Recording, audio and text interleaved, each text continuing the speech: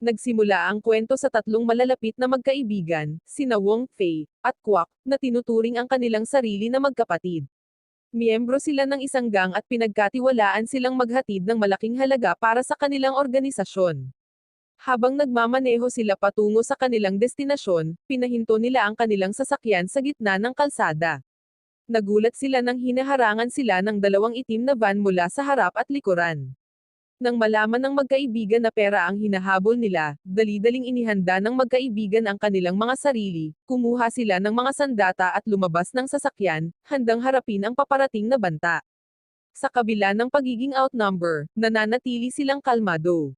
Walang pakialam kung ano ang mangyayari, inihagis nila sa gilid ang briefcase na naglalaman ng pera, na hindi nagpapakita ng takot sa harap ng panganib. Upang lituhin ang kanilang mga kaaway, naghiwalay sila at tumakbo sa iba't ibang direksyon. Pinili ni Wong, ang pinakamatanda, na harapin ang mga umaatake ng direkta, haharap sila sa isang matapang at direktang pakikipaglaban. Pagkatapos ng pakikibaka, muling nagsama-sama ang magkapatid, at natuklasan na wala na ang briefcase. Inamin ni na Faye at Kwak na nakuha ito ng mga kalaban, at wala silang magagawa para pigilan sila. Ngayon, dapat nilang harapin ang mga kahihinatnan ng kanilang pagkabigo sa harap ng kanilang mga gang leader. Ang pinaka-nahihiya sa kabiguan na ito ay ang kanilang boss, si Mark Cheng, na naiwang hindi makapagsalita. Sa mga miyembro ng gang, si Kuai Lo ang galit na galit sa tatlong magkaibigan, na walang tigil na nagmumura tungkol sa kanilang kawalang kakayahan.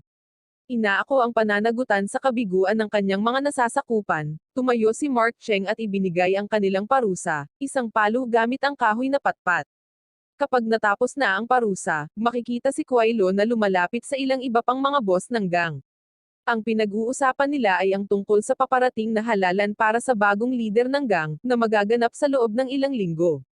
Ang mapiling pinuno ay hindi lamang mga ngasiwas sa lahat ng mga gang kundi makokontrol din ang kanilang mga negosyo. Nagiging malinaw na sinusubukan ni Kuai Lo na makuha ang suporta ng mga boss na ito upang matiyak ang kanyang posisyon bilang susunod na pinuno.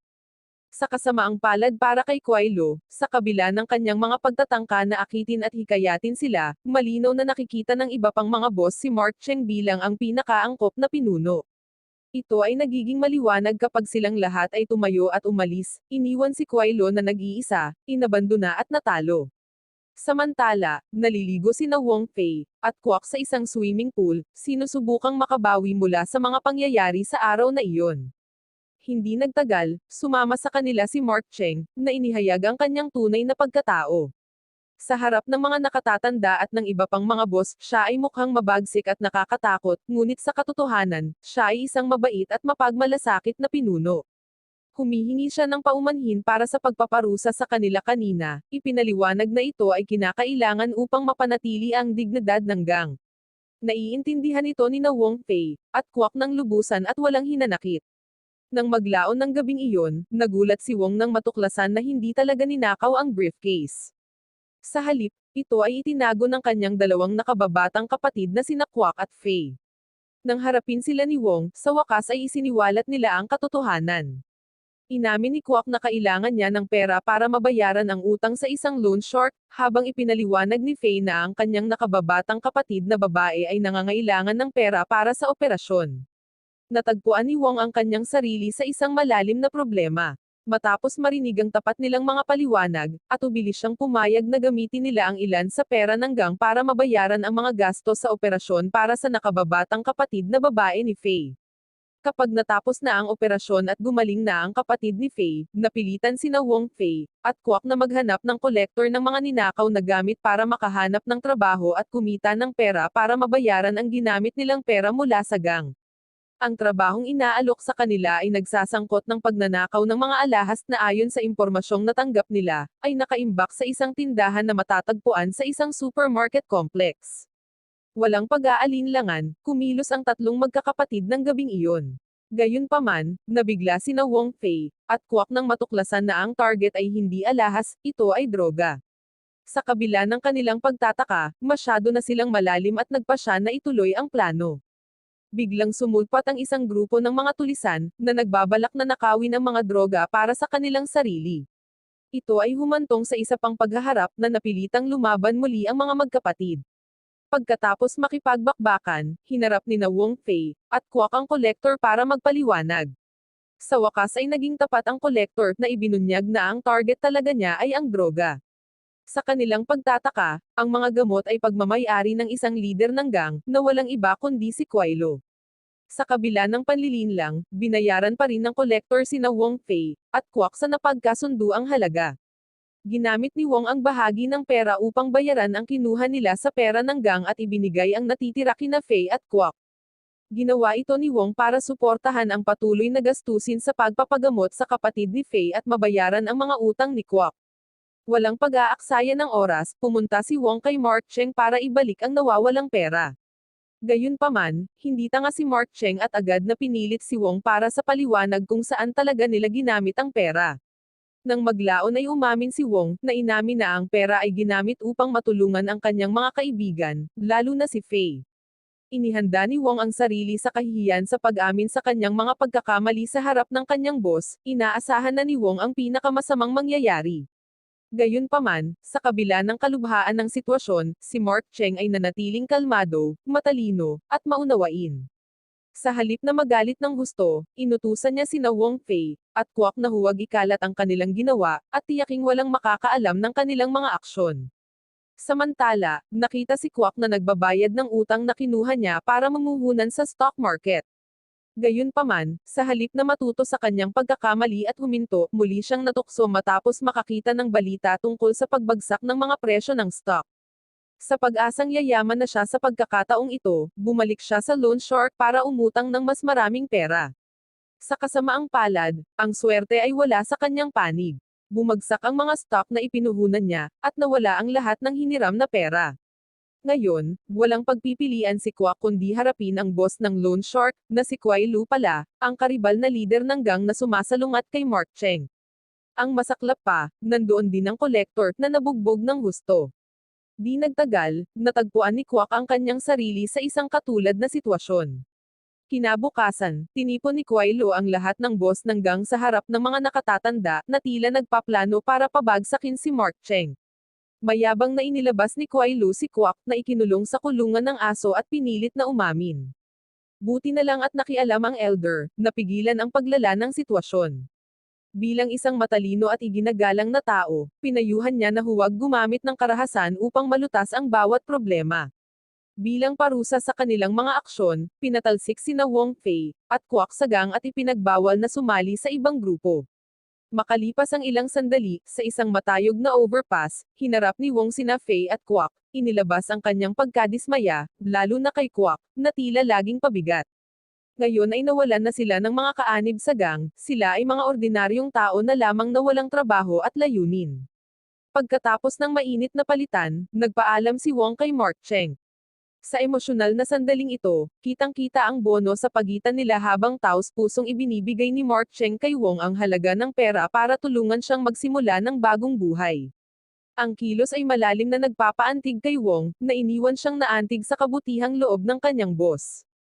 Pagkatapos magpaalam, nakipagpulong si Mark Cheng kay Kuailo upang pag-usapan ang isang kritikal na bagay. Sa paglipas ng mga taon sa mundo ng gang, kilalang-kilala ni Mark Cheng ang karakter ni Kuailo. Kahit na hindi na bahagi ng gang sina Wong Fei, at Kwak, sisikapin pa rin ni Kuailo na patayin sila dahil sa pagnanakaw ng kanyang mga droga.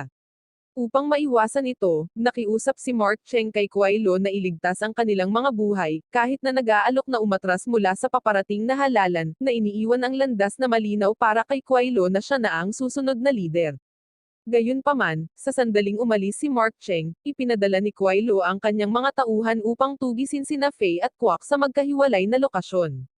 Sa kabutihang palad, nagtagumpay sina Wong Fei, at Kwak na lumaban at makaligtas sa mga pag-atake.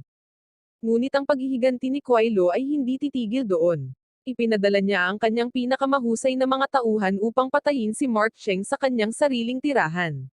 Tapat sa kanyang reputasyon bilang isang pinakamahusay na pinuno, mahinahong hinarap ni Mark Cheng ang kanyang mga umaatake, na inaanyayahan silang simulan ang laban.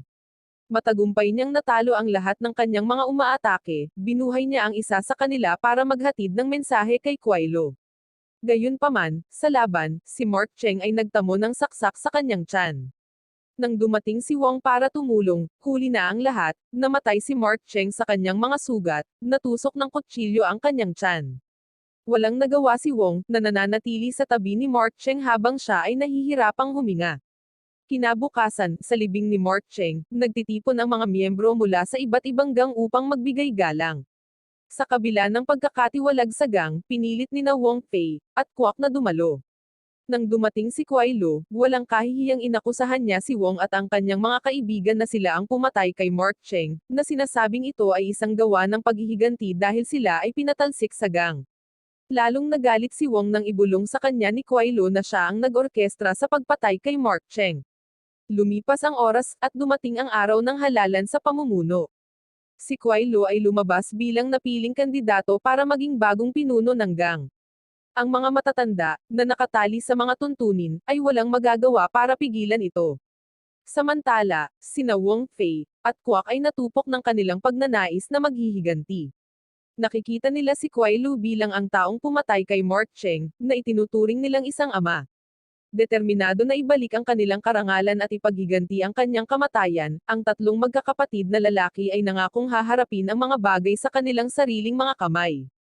Pinagtipon nila ang kanilang mga pinagkakatiwalaang kaalyado at naghahanda para sa isang pangwakas, mapagpasyang paghaharap. Sa kabilang banda, ipinagdiriwang ni Kuai Lo ang kanyang tagumpay bilang bagong pinuno ng gang. Bagamat hindi sinasang-ayunan ng mga matatanda ang kanyang pag-akyat sa poder, wala silang magagawa, walang pwedeng mangahas na humakbang bilang karibal na kandidato. Hindi nagtagal, na may inosenteng ekspresyon, nagsalita si Kuai Lo sa harap ng mga boss na nagkukunwaring nagdadalamati sa pagkamatay ni Mark Cheng. Habang nagiging sobra-sobra at hindi na nauugnay ang kanyang pananalita, dumating sina Wong Fei, at Kwak na may sariling puwersa, handang labanan siya. Isang matinding labanan ang sumiklab sa pagitan ng dalawang grupo, ang isa ay sumusuporta kay Kuai Lo at ang isa ay nananatiling tapat kay Mark Cheng. Sa kaguluhan, sina Wong Fei, at Kwak ang lumabas bilang pinakamahusay na mga manlalaban, na nakikipaglaban ng may determinasyon na pinalakas ng paghihiganti. Gayunpaman, sa init ng sandali, aksidenteng natamaan ni Kwak ang isang matayog na poste ng kawayan, na naging sanhi ng pagbagsak nito at natamaan ang maraming tao, kabilang si Kuai Lo. Sa kabila ng pagbagsak, nagawa ni Kuai Lo na tumayo at nagtangkang tumakas gamit ang isang kotse. Sinubukan siyang pigilan ni Fei ngunit nabangga siya ng humaharurot na sasakyan. Nang makitang natamaan si Fei ng isang kawayan, napuno ng galit si Wong. Samantala, umakyat si Kwak sa kotse at naghatid ng isang panghuling pag-atake, ngunit siya rin ay sumuko sa kanyang mga pinsala matapos matamaan sa leeg. Maya-maya pa ay dumating na ang mga pulis. Nag-alinlangan si Wong, naguguluhan kung tatapusin ba niya ang buhay ni Kuai Lo. Ngunit sa pagkamatay ni na Mark Cheng Fei, at Kwak na mabigat sa kanya, gumawa siya ng kanyang desisyon. Ang pulis na walang pagpipilian, ay gumawa ng mapagpasyang aksyon at binaril si Wong. Matapos ang pagkamatay ni na Wong Fei, at Kwak, tanging ang nakababatang kapatid na babae ni Fei ang natitira, na ngayon ay ganap na gumaling. Kasama niya si Fong Ting, ang kanyang kaibigan na minsan ay nagkaroon ng damdamin para kay Wong. Upang bigyang pugay ang alaala ng tatlong namatay na magkaibigan, ang kapatid ni Fei at si Fong Ting ay nagtapon ng pinakamamahal na lighter ni Wong sa dagat, isang huling pagpupugay sa kanilang sakripisyo. Wow naman! Doon nagtatapos ang pelikula mga idolo, salamat sa inyong panonood.